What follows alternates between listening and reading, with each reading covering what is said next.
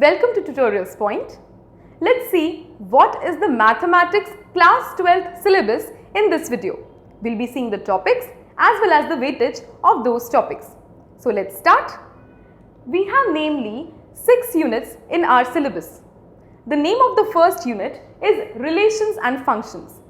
And Relations and Functions has 2 chapters under it. The first chapter, as you can see, is Relations and Functions. And the second chapter is Inverse Trigonometric Functions. And both these chapters are covered under the same first unit. This unit has overall weightage of 10 marks. As you know that CBSE has not made it very clear the breakup of individual chapters in a unit. We know that under first unit there are 2 chapters.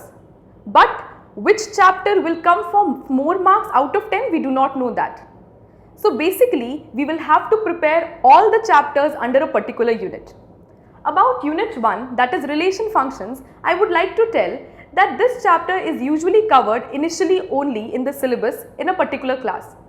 This chapter is very basic and it also has some concepts which you have studied in your class 11th. So before studying this chapter, better brush up your skills of class 11th. About the second unit, that is algebra, there are again 2 chapters, matrices and determinants. And this unit has overall weightage, as you can see, of 13 marks. 13 marks are a huge number when considered for scoring good marks in mathematics.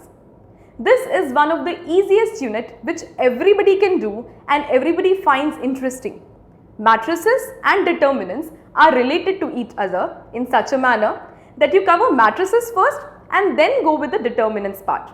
So basically these 2 chapters are a sure shot to do if you have to score more marks or full marks in your mathematics. The next unit that is under picture is calculus, and it is a very big unit.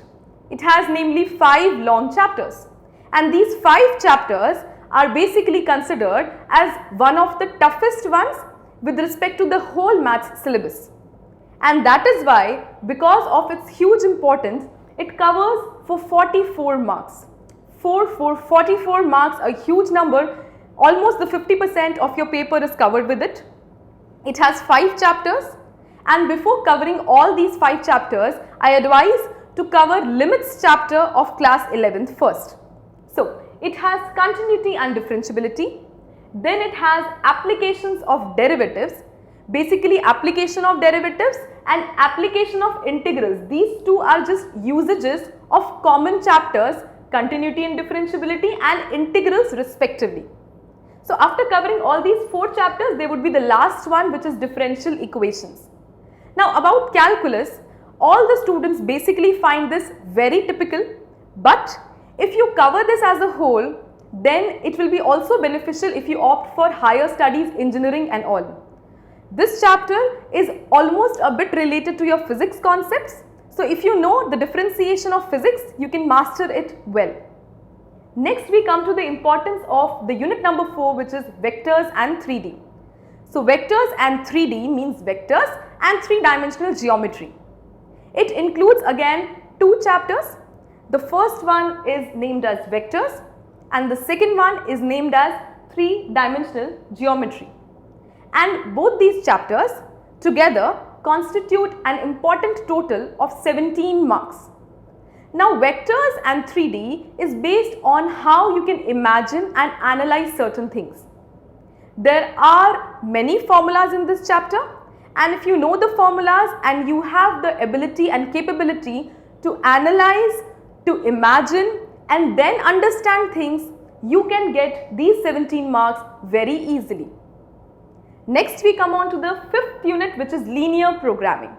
Linear programming is a must do in class 12th. You cannot leave this chapter because it is again one of the easiest chapters, one of the easiest units as well after the study of the unit of algebra. So linear programming will have nearly, it already has been clear from the previous year examination papers that only one question comes from this chapter, and that too an important 6 marks. Directly a 6-mark question can come, and you can get that 6-mark question if you practice the important topics of that chapter. So linear programming is a must do. One cannot leave this and one cannot afford to leave this. Last unit that is in the syllabus mentioned is probability. Probability you have been studying from your junior classes as well. So in class +2 you will be studying probability in more detail. This is again very important if you have to opt for engineering. Also probability is again based on how you can interpret, analyze and understand things on your own. So probability is also there in the syllabus, constitutes again 10 marks as was the unit 1. So after we have covered all these things, I just need to mention 2-3 things in particular again, that the easiest unit that you would find would be, according to me, algebra and linear programming. The most important one, although you find difficult, you have to cover it full, is your calculus.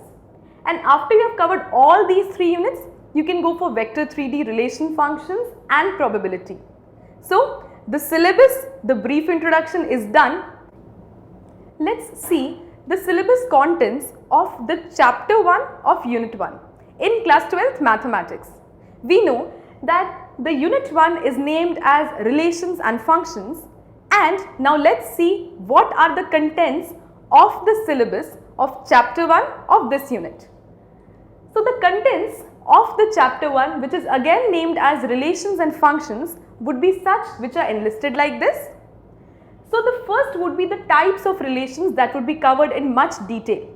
So the syllabus has various types of relations, namely reflexive, symmetric, transitive and equivalence relations. Till here are the types of relations. And I must tell you that for knowing the types of relations, at least you should know what is a relation, and that you will know in more detail from class 11th. So the syllabus is actually dependent on relations chapter of class 11th too. So class 11th and then class 12th we proceed. Reflexive relations, symmetric and transitive, these 3 are the main types of relations, and combining all these we would be having the next subtopic, which would be equivalence relations. And I must tell you that many a times I have seen in the question papers that it has been asked about equivalence relations in one form or the other. So equivalence relations is an important topic that you must note. Next are the contents like one-to-one function, on-to function, composite functions, inverse of a function. So this is all related to the functions category. So you must know what is a function, and then we will move on to what are the various types of functions.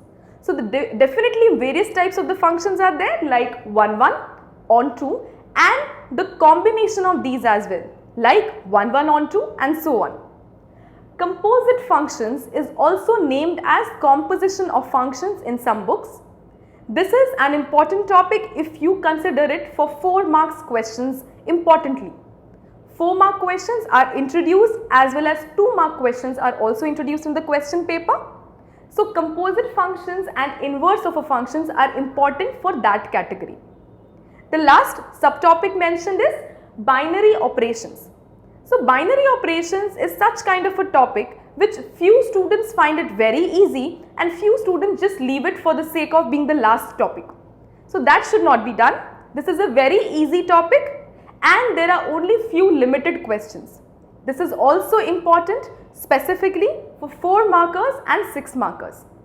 So after knowing what are the contents of the syllabus, we will be seeing how to cover it in more detail in the next videos which we have followed up for you. Thank you.